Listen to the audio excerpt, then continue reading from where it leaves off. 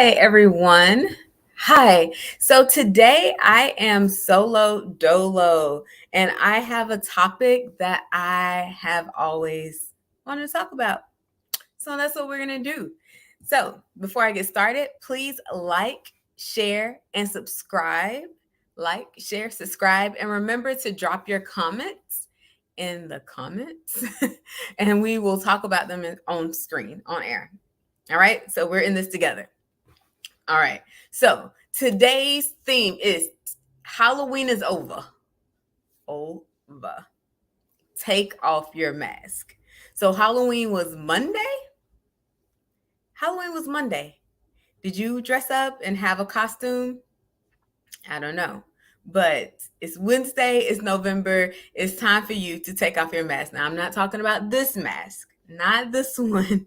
But what I'm talking about is the mask you put on every single day before you leave the house, sometimes before you leave your bedroom. We want you to take off the mask. Take off the mask. We're taking off our costumes and we are living life from here on out as our authentic selves. So let's talk about this. Sometimes we get up, we go to work, we put on a mask. We come home to our kids and to our family, we're wearing a mask. We're in our community and we're wearing a mask, and we do not feel like we can show up as our authentic selves. Does anyone that's watching, put it in the chat. Have you ever felt like you aren't allowed or you can't or you don't feel comfortable showing up as your authentic self? Drop it in the chat. So, my question for you today is, are you showing up as you, or are you showing up how you think others want you to show up?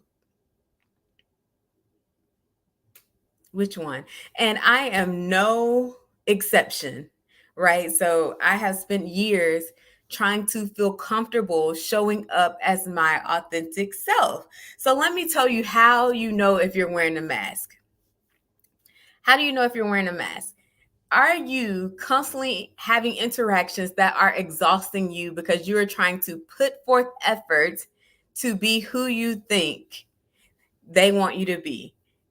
Yes. And Tamara hit on a point that I'm going to hit on, especially as a Black woman in corporate America. I got it. I knew it was a Black woman. But do you feel like you can show up as your authentic self as a Black woman in corporate America? Are you questioning why you do or do not do certain things? Right? So have you ever had a conversation like, why did I agree to do that? Why didn't I say what I really wanted to say? Why am I holding back? And then do you feel like sometimes like I don't even know who I am anymore? I spent all this time being who I thought everyone else wanted me to be, but that to the point that I don't even know who I am.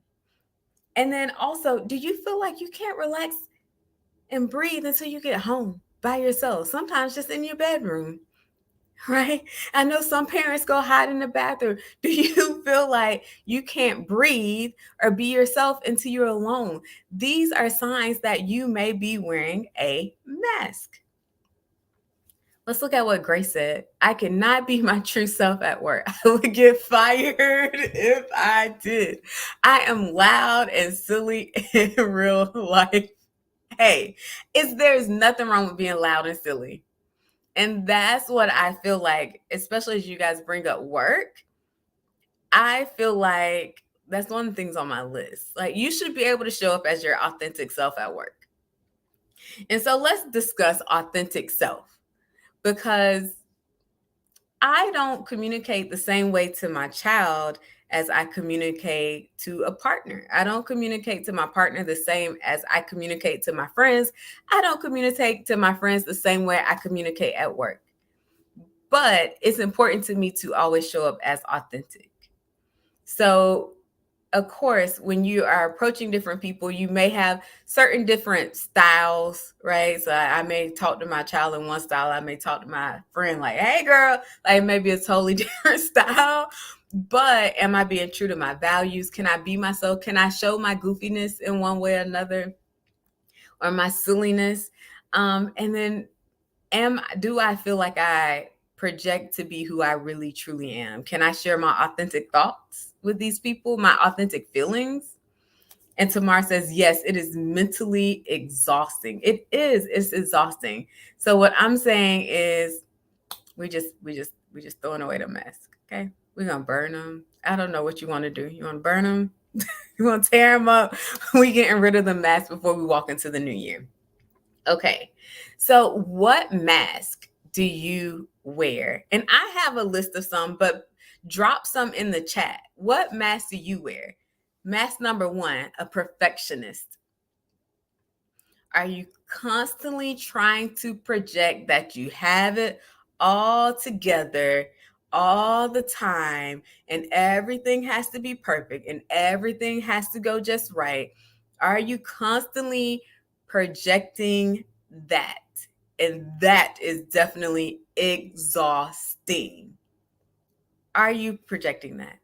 Now, everybody know you're not perfect. Everybody, I'm not perfect. No one is perfect. But sometimes we invest a lot of energy in trying to be perceived as perfect. All right. Look at Grace. Grace said, I just thought about it. I'm not myself around friends or of friends either. I hold back for people who don't really know me. Yes, I think I connect to that a lot, especially being an introvert and being shy a lot of times. I find myself kind of getting in my shell when I'm around people I don't know. All right. Okay. So, perfectionist, are you projecting or trying to project this? I have it all together. Everything is perfect. Don't worry about me. Everything is fine. Type of vibe. Is that the vibe you're putting out? Number two, and this one is a whole conversation for me, and I want to have a whole conversation about what it means to be a professional. A professional. The mask of being a professional, especially as was mentioned before, being a Black woman in the workplace. What does it mean to be professional? Because a lot of times it means suppressing certain parts of ourselves. So I can give you an example. An example for me is I'm from Southern Georgia. And so I used to be so self-conscious because when I moved to the city, they started calling me Paula Dean because I was like, hey, y'all. And I felt so self-conscious about it. But now I just say, hey, I'm from South Georgia. So you may hear some words that's not words. And if you don't know what it means, ask me. And I say that at work. I say that in the community.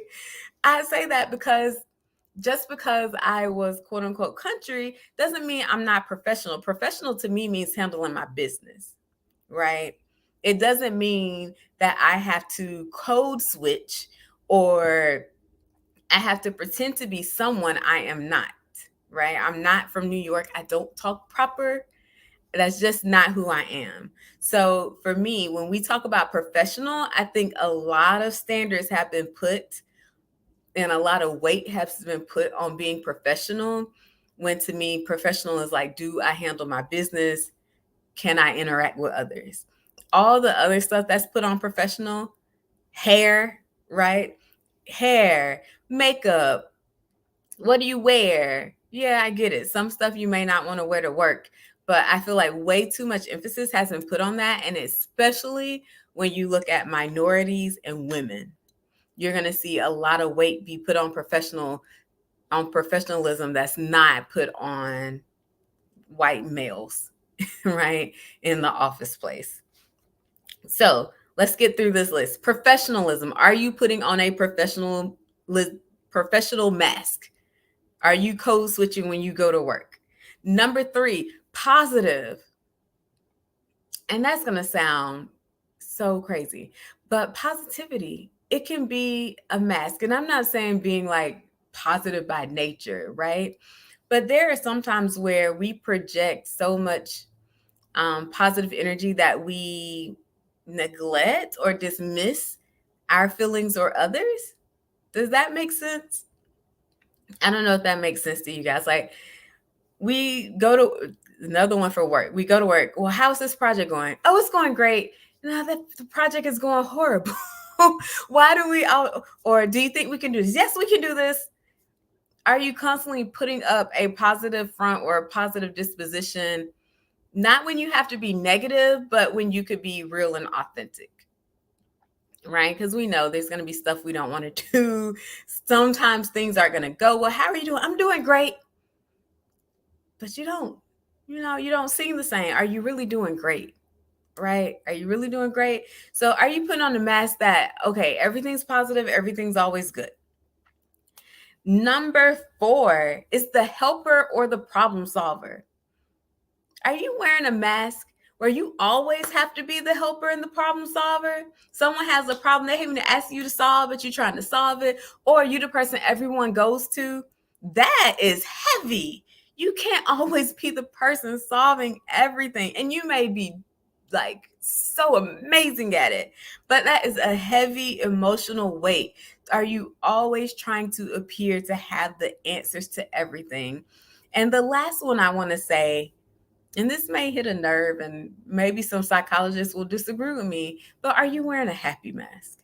And I say that as someone who went through really hard times and basically depression, right? When I was going through a really hard time of losing my mom, and it got to a point where I couldn't wear the happy mask.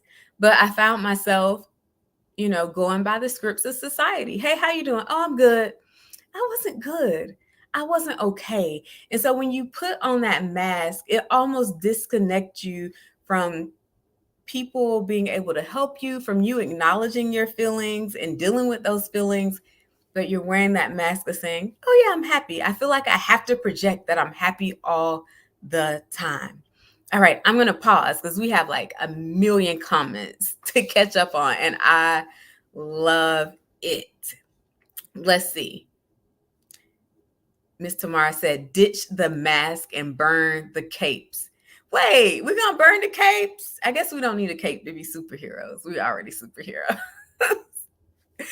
I struggle with perfectionism and procrastination. Procrastination is a symptom of perfectionism, right? Because we feel like it has to be perfect, we never act.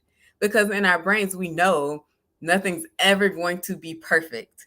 And so that perfectionism turns into procrastination. It's like, well, I can't do it now. I got to wait till the circumstances are perfect. It got to be perfect before I release it. It got to be perfect before I do this. And it turns into procrastination, which again is based in fear. All right. At work, my mask is quiet, professional. Alone in my office, I constantly push stuff off of my desk. Ma'am, that's a lot. I don't know if you should take off that mask. All right. I heavily censor myself at work, especially when I'm upset or angry. I don't want to fall into the angry Black woman stereotype. It is really ridiculous that I'm scared to show normal human emotions. No, I totally relate to that. And I found myself like being more honest at work. And sometimes it can be, it can get a little quiet. But it's like, how are things today? Things are hard. This was a hard day, right? I don't have to be angry when I say it. And sometimes I may say, I'm just working through it. I just need a moment to get through it. But being able to show up as your authentic self at work plays a huge part in the energy you bring home. It plays a big part of the energy you bring to work. It's like, oh, I got to go in here and pretend again. No, every office, as someone who works in HR, to me, every corporation should make it where people can be people. And that means people can have human feelings. And I didn't realize how much I weighed feeling like projecting that things were positive, projecting that I was all good, I have it all together, I have all the answers. It took too much energy. So over the last few years, I've started shedding all of these multiple masks I'm wearing, and now you get what you get, which is good, right? Because then not only am I able to rest at night because I've said my piece, but also the people I work for can also know you always know where you stand with me, right? You're going to know where you stand. You're going to get the truth of what's happening. And I may wait if I'm in a heightened emotional state, I may wait and cool down, right? I may wait and cool down, but it's probably going to come out, and I'm going to make it professional. I'm going to be communicative, but I'm going to be authentic. All right. So, how do we design our mask? So, I went to a growth, right? A personal growth seminar, which I always love. And one of the things they said everyone looks for, no matter if you realize it or not, is acceptance. So from the moment we're born till now, right, to the end of time, everyone wants to be accepted, appreciated, and loved, right, in some form or fashion. So we have designed our masks based on what we feel will help others accept us.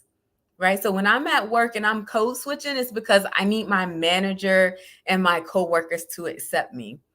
When I'm in the community and oh my gosh, you guys should have seen how much stuff I was doing for PTSA, right? When I'm doing all of this stuff, technically I just wanted to do it, but there's also a part of it where it's like, okay, accept me, accept my ideas, accept that I'm here and my presence and that I have value. So we have learned through society, right? Societal norms. When we talk about professionalism, that's societal norms. When we've learned through entertainment, we've learned through family, role models, social media. We've learned from our bad experiences, our good experiences, our trauma. We've learned how to paint our mask so that people accept us. And at the heart of it, it goes to acceptance. What do you do for acceptance? You say yes to stuff you don't want to say yes to. Right? You say yes to stuff you don't want to say yes to. You bite your tongue and hold your feelings and swallow it and keep it all built up when you just need to say it. Right? So we do all types of things looking for acceptance, and we tolerate our mess because we've gotten a certain response for sometimes being people we are not. Yeah. So let's talk about this. We want to get rid of this mask, and I want to see your ideas for getting rid of your mask. This is the last little bit. I have 3 things I want you to do. 3 things that I suggest you do to remove your mask. And do not think you're going to walk out today and you're going to say, "Oh, I'm my authentic self." Sometimes we have to relearn our authentic selves. Oh my gosh. I know for parents, like your whole life changes. Like, who am I? Let me figure out who I am again. What do I want? But I want you to practice radical authenticity. That does not mean being rude or nasty, right? It doesn't mean being rude or nasty. It means being authentic and being able to express your feelings, saying no when you want to say no, say yes when you want to say yes. It means expressing your feelings, not feeling like you have to hide your feelings, not feeling like you always have to put on a smile, right? You don't always have to be the problem solver. Be your authentic self. If you're tired, you're tired. Hey, I can't help you with this today. I am tired, right? It's okay. So practice radical authenticity. Number 2, I want you to practice honesty with others and with yourself. So you have to be honest with yourself about what you do and do not want to do and what you are doing. You have to be honest with yourself if you're showing up as yourself or if you're showing up as someone else, but you also need to be honest with the people around you. So honesty is a gateway to removing that mask. And the last one, and it all ties together, is boundaries. And I always say, you can set boundaries on other people, but you got to set boundaries on yourself. So set boundaries for yourself and for others, right? So if someone asks you for something at the last minute and you're like, well, I told you not to ask me at the last minute, then you tell them no. And then you also tell yourself, no, I know I usually do this behavior. My behavior is usually to react and to go do and make myself frustrated and, and exhaust myself. But no, set boundaries for yourself and say, no, my boundary is that I will not do this anymore. And your boundary is you don't come to me at the last minute. If you come to me earlier, I'll be happy to help. Whatever that boundary is, set that boundary for yourself and for others. So, in the chat, who is taking off their mask today? I wonder what's the biggest challenge to taking off your mask. I bet you that your biggest challenge would be, I think your biggest challenge is going to be if other people accept it and being okay if others don't accept you taking off your mask. Because life has a way of showing you who should and who shouldn't be in your life. I truly believe that. And so as you start to set boundaries, as you start to speak honestly, and the thing is, it's like honesty doesn't have to always be bad. It can be good as well.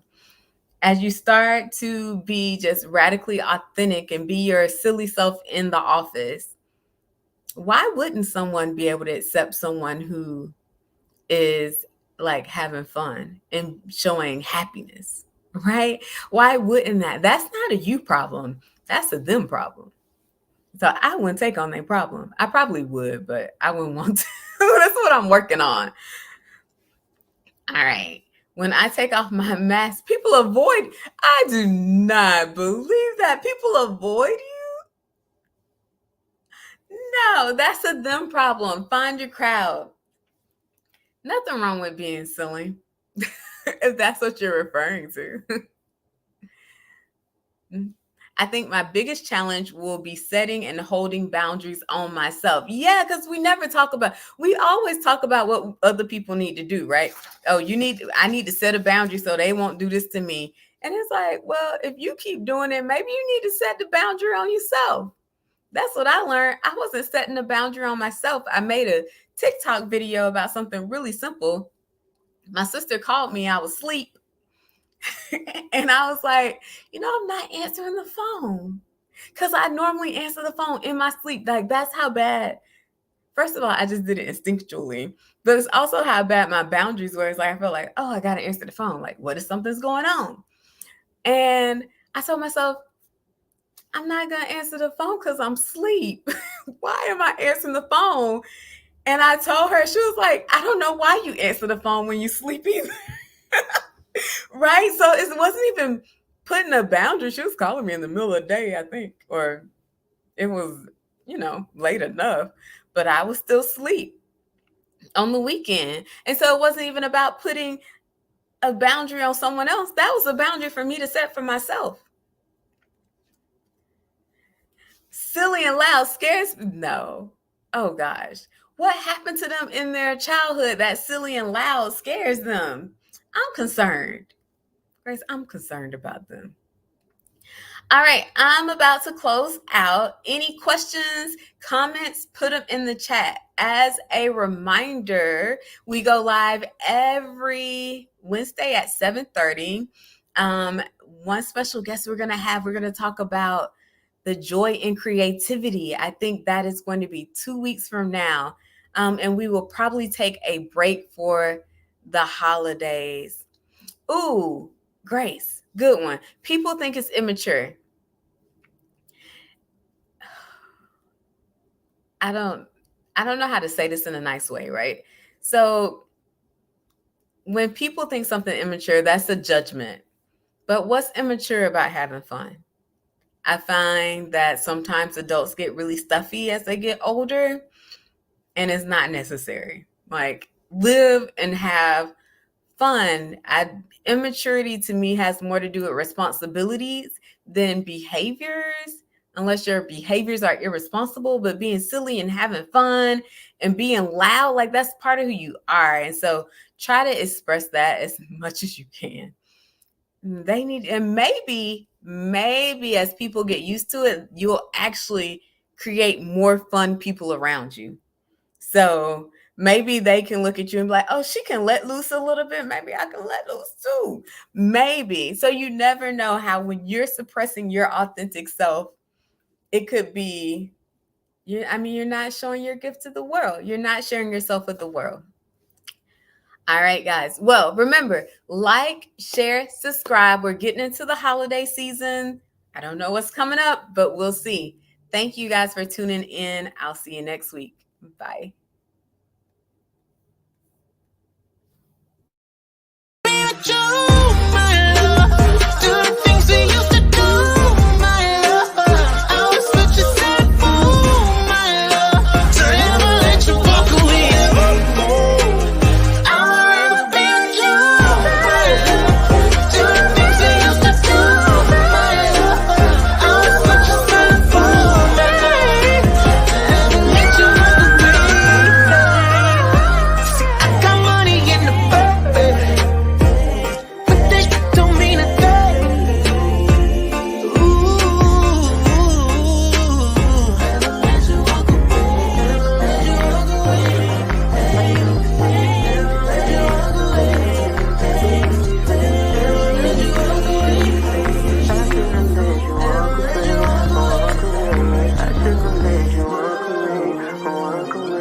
I know it's much too late to say,